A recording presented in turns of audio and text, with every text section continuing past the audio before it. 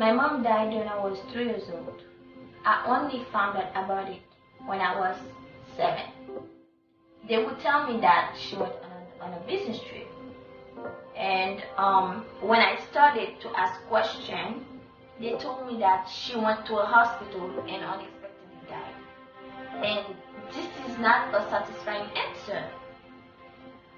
I believe this is the reason why I studied molecular biology. You need molecular biology if you want to understand diseases. Molecular biology allows you to go at the bottom of things, at the DNA level, to understand why things are the way they are. And also, if you want to have a better understanding of the disease, of the stories of diseases. I usually say that molecular biology is my science home.